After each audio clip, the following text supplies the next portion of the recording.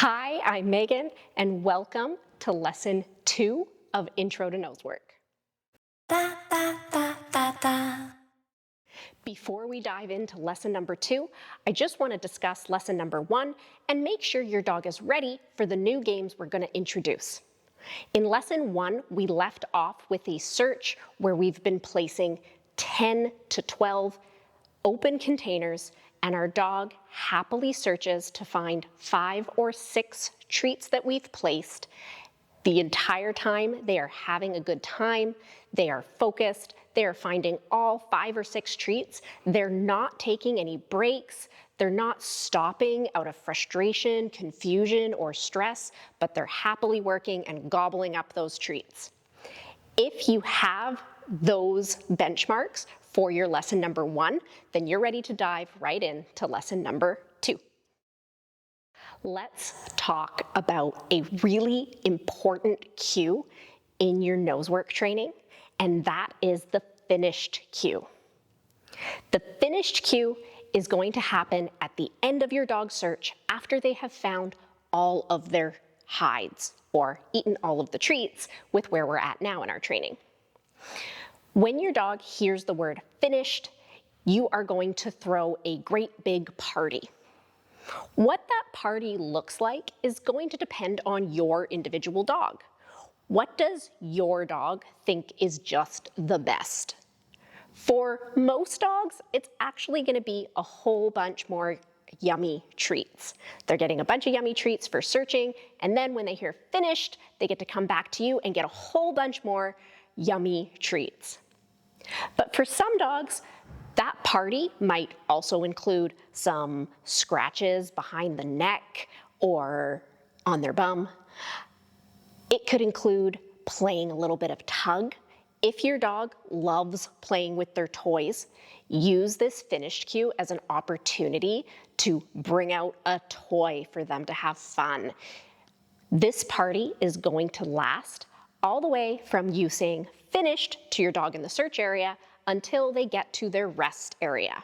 So your dog is searching, they eat the very last treat that you've hidden, you say finished, and then tell your dog they're so smart, they're so good, give them a whole bunch of cookies, take them back to their rest area, feeding them a bunch of treats, playing tug, giving them scratches and love, whatever they think is fun.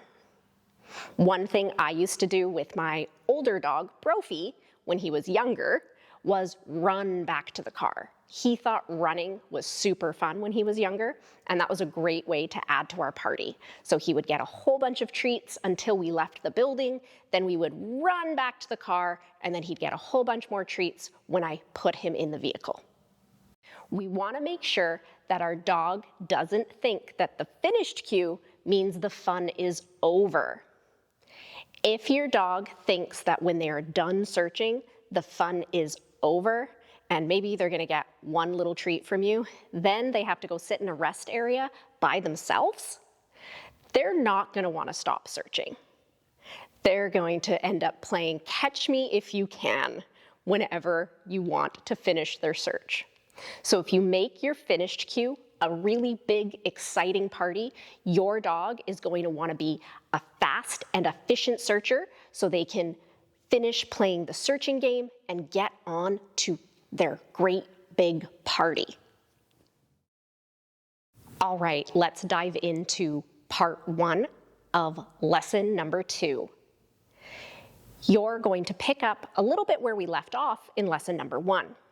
You're going to put down 12 boxes, and where we left off, we were putting treats or hides in half of our containers. This time, we are going to reduce the number of treats we are hiding to 1/3 of our containers. So 12 containers means this time you are only going to put out 4 treats. Try this with your dog, see how it goes, and make sure they are still happily searching, eating all of the treats without taking a break, and they don't appear frustrated, confused, or stressed at any point in their search. You can do this a couple times back to back, or just once before you take a break, depending on how long your dog takes to complete the search. Remember, you don't want your dog to work for more than 3, 4, maximum 5 minutes right now before they get a longer rest.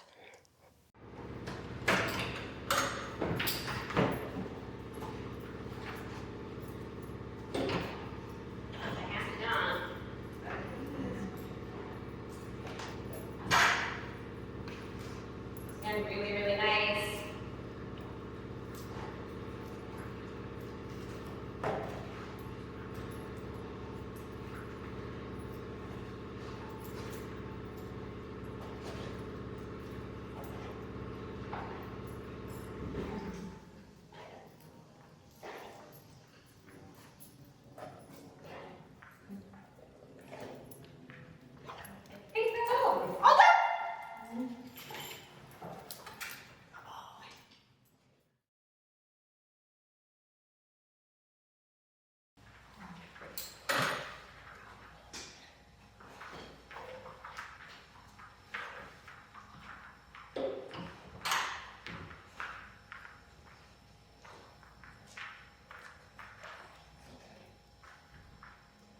You can see he's not even putting his head completely in the box to check. He's just kind of sticking his head over top and giving it a sniff.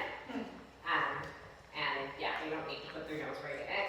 That's one of the benefits I was talking about with using our containers, is that the odor will cool in the container. So they really just need to sniff kind of over top of the box to tell if there's something in there. Some of the dogs take joy into shoving their heads in the boxes, and they will. But they absolutely don't need to. The last one. There's one.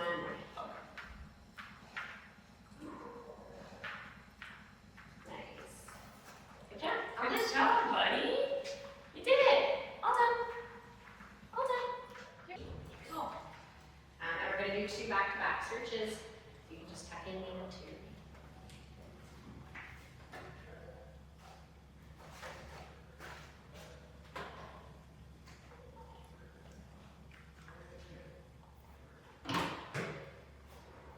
Totally remembers the game. Something else we have going on today, way bigger open search area. The boxes are only in part of it. So there's all of these options for them to go somewhere else if they so desired. Yes, he is all done. It's all done? He's all done. You can tell him he's finished. Good man, dog! Yay! Good man! Take him over there. Oh, my sweet dude! What do we have here? Let's talk about part 2 of lesson number 2. We're going to make a small change to our search area that's going to change the challenge for your dog by a little bit and give them a little bit more problem solving to do. So, right now what we've been doing is putting our containers out on the ground and dropping our treats right inside. So when your dog approaches the container, they can smell the treats. The odor is sort of filling the box, they're putting their head in, they're eating that treat, and they're ready to move on to the next one. What we are going to do is we are going to take our container and we are going to put it on its side. So if we have our container on its side and our treat is in here, now when our dog is coming along and they hit this box, they can't just put their head straight in. If they happen to approach the box from this direction, they might put their head right in right away and easily get that treat. But if you've got your containers on their sides, eventually your dog is going to get to a container from the side or maybe the back, and they're going to go, I think there's something around here. I think there's a piece of food here. But they're going to have to figure out how to access it. So they just have to figure out, put my head around, find the opening of the box that will let me access the treat. I usually put my containers down a little bit back to back, like this, in pairs. And in one of these 2 containers, I put a treat. You can absolutely just have your containers alone on their side, but you will see in the demo video that I've got my containers like this. So I've got a side in either direction where I could potentially hide a treat. This is just a tiny bit of problem solving to start working your dog just a little bit harder. You can potentially have a few more containers added to your search area now if you are going to be putting them back to back like this. So maybe 16 to 20 containers if some of your containers are paired back to back. But you definitely can still get away with just having your 12 containers and having a few of them still upright and the rest on their side. They will need to be a little bit deeper so they don't just fall over. Make sure it's safe for your dog to stick their head in. And go ahead, play this game, and see how it goes.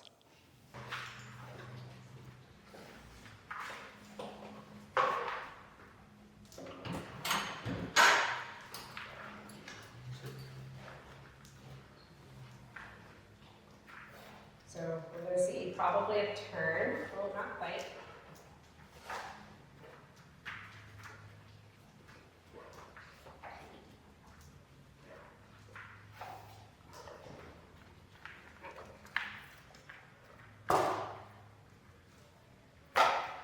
It's a little bit of a puzzle for him. He's not quite sure about these ones on their side. He's not checking them. There's a change.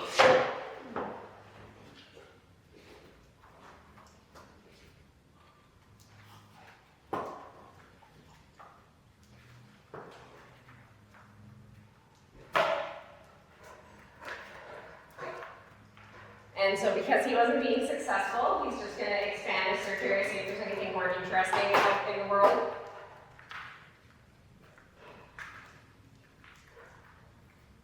Good job. And the more he finds the treats in the sideways boxes, the more those are going to occur to him as somewhere productive to search. So he's like, I still smell food over here. So this is all searching behavior.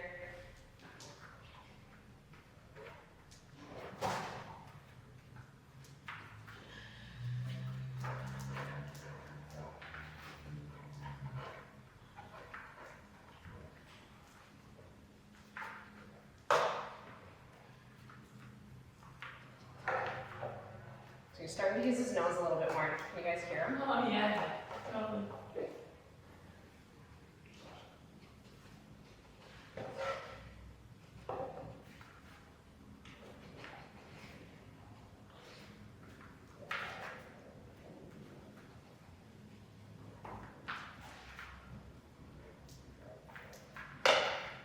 You can see how much of a difference it makes just putting boxes on their side. And this is a bigger problem for some people, or for some dogs than others. He's doing good. He's starting to slow down a little bit. He's starting to get a little frustrated. So I might help him out if he doesn't figure it out here pretty quick. So one of the things I can do to help him out is the hide he's struggling with right now is in this gray basket down on this far end. And it is right on the edge of the search area.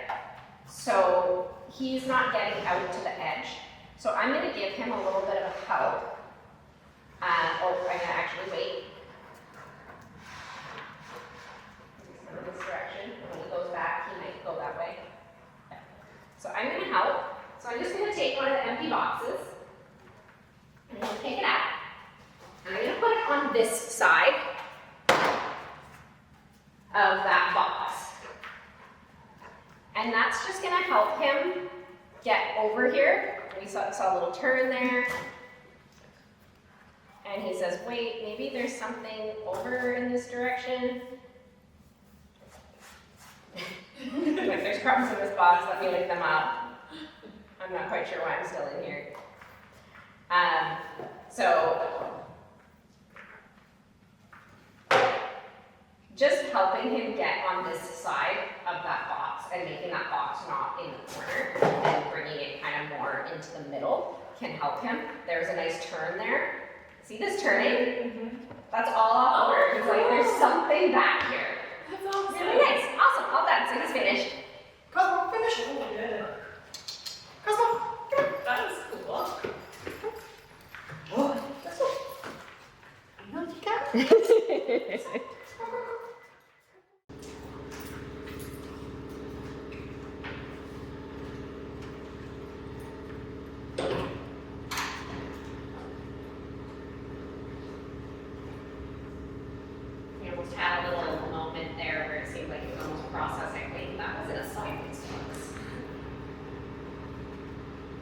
change, slow, straight down. He says there's something here, how do I get to it? So he's sourcing now. He found the odor, but now he's got to figure out how to get to source.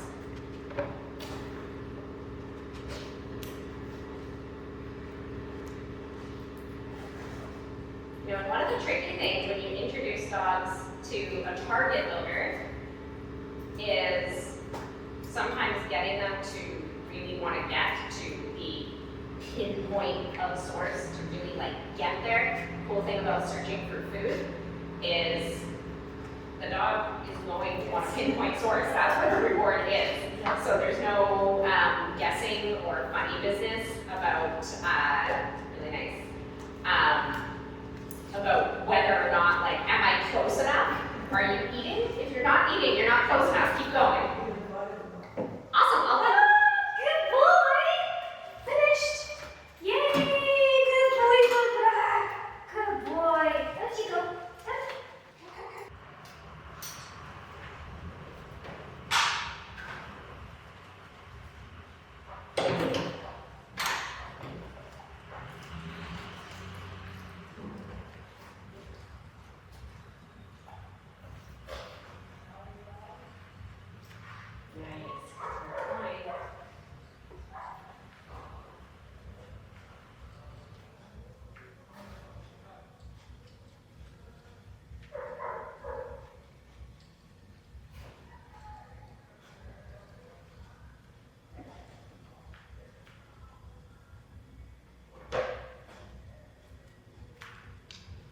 That was a nice head turn, but it was on lingering odor, it wasn't on source odor. So you can see how just that small change, you can see him pause on that. He paused on it the first time he went by when he was on the other side, but didn't immediately solve it, so he landed it to see if there was something else to do.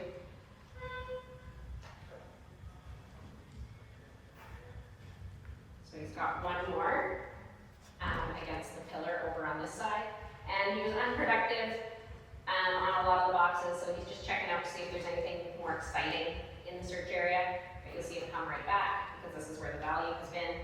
He just checked out the other stuff and be like, oh, is there anything else going on in here? Oh, there's not. Okay, I'll go back to the game. Awesome, all done. Yay! Go pump it down! Yay! Let's talk about a really important concept in Nosework, which is the difference between searching and sourcing. When your dog comes into a search area, they're gonna start off searching. They come in and they say, I expect there to be target odor here somewhere. In this case, they're yummy treats. And they start searching for it. Eventually, they get near a hide. When they get near a hide, they're no longer saying, where in this room is it? They're gonna say, I'm nearby. Where is it coming from? That is sourcing. So when your dog first comes into a search area, they are generally just looking to see where food might be hidden. And then when they get nearby a hide, they're gonna say, I'm close. Where exactly is it? Searching is a big general mode of working, and sourcing is a precise mode of them working. So searching a whole area and sourcing a specific hide. When your dog switches from searching an area in general to sourcing a hide specifically, there will be a change in their behavior. We actually use this as a broad term in Nosework, just to say that we're looking for change of behavior in a dog. Some dogs, this is going to look like going from very fast when they're searching to slowing down and getting more focused when they're sourcing. Other dogs might be a little bit slower when they're generally searching and get really frantic and a little bit more intense when they are sourcing. You might see your dog generally searching and walk past a container that has a hide, and then suddenly their head will snap back. That's a change of behavior. That is your dog going from generally searching to going, wait a second, it's here. And they switch. That head snap is the difference between your dog going from that general search to the head snap and the sourcing. So, as the searches get a little bit more challenging for your dogs, we're going to see that switch from searching to sourcing more often. You want to start learning what your dog looks like when they move from general searching to sourcing behavior. Do their ears change carriage? Does their tail go up or down? Does their tail wag faster or slower, depending on if they're searching or sourcing? Every dog is going to be a little bit different, but there will be changes in every single dog. Learning to recognize your dog going from searching to sourcing will come in as a very important piece if you decide to move into doing scent detection. If you're just playing this as an enrichment activity, it's still a super fun thing to watch for, to just learn and understand your dog a little bit better. But if you think you'd like to move your nose work of searching for food eventually to finding hidden target odor, then you're going to need to recognize changes of behavior in your dog and know when your dog is searching and when your dog is sourcing. So your containers now are going to be potentially on either side of a table or underneath a chair. They might be on their side, they might be right side up, but your containers are now going to be spread around. This might make it easier for you playing at home because it might mean you no longer need to move a coffee table out of your living room to come up with an open space. You can in fact keep that coffee table right where it is and put a container on one side of it and a container on the absolute other side of it. You could pull out your dining room chairs and put containers under chairs, under the table, around the chairs. So now your dog has to work around other obstacles in the environment as they are searching. So right now, we are sticking to 1/3 of our containers have hidden treats, but we are now introducing these containers being amongst stuff. Your dog having to navigate around obstacles and solve problems when the odor is maybe obvious to smell, they know they're nearby, but how do I access it? Where exactly is it coming from? Do I need to go around this chair? Do I need to do something else? So with this lesson, you're also going to start seeing more changes as your dog moves from general searching to sourcing, because you are going to be seeing the puzzles increase. When we started off in those open containers and the dog could just easily access them, they don't spend much time sourcing at all. They go from generally searching to being right at source very quickly. So they're searching and then, oh, source is right there. But as we start turning our containers on their side, as we start having obstacles in the search area, our dog is going to be finding that there's a treat here somewhere, but where exactly is it? And they're going to spend more time now sourcing to find exactly where that piece of food is hidden, as opposed to just generally searching the area. So watch for those changes of behavior, watch for your dog moving from searching to sourcing, and enjoy these videos of my dogs from classes trying out this step.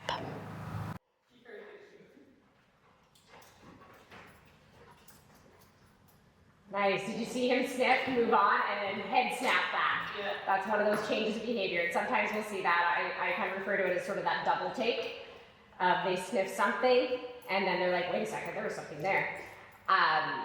Sometimes their noses, for a fast dog like Avon, they're moving so fast that by the time their brain processes that they just smelled something, they physically moved on. And so from fast dogs like Avon, wow, buddy! That's awesome. All done. That's it. So fast dogs like Avon, sometimes we see more of those like really drastic head snaps.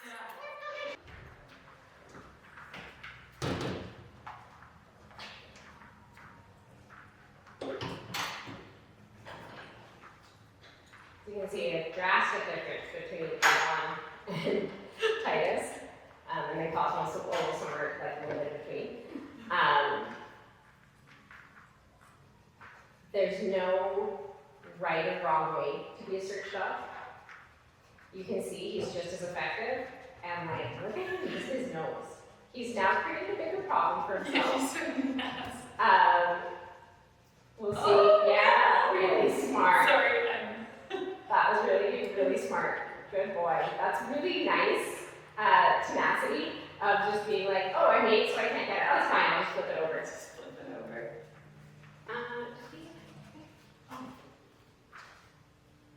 Yeah, he's got one. Okay, good job, buddy. You did it. Yeah, good job. There we go.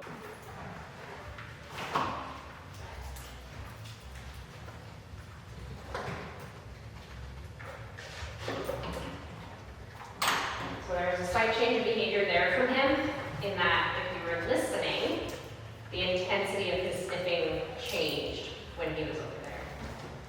Good for him, brave enough to put his head under the chair.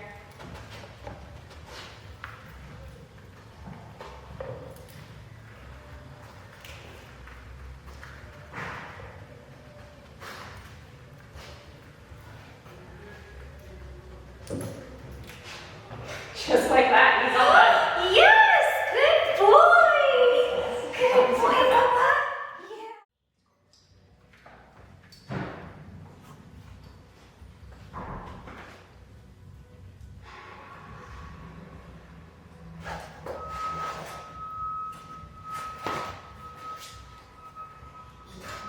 Nothing stops Adele.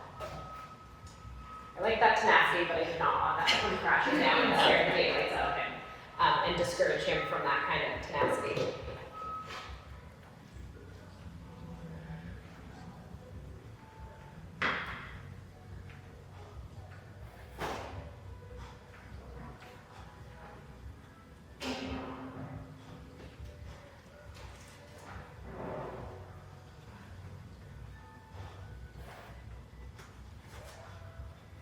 See all this sniffing? There's a little head turn there. It's really nice searching behavior. Another body turn. You may need to help him out with that. Just flip that box over. No, he's good. He just got it. Oh, did he? He did. Okay. So his last one is just tucked over on that pillar that's behind the chair. So it's a little bit of a sneaky one.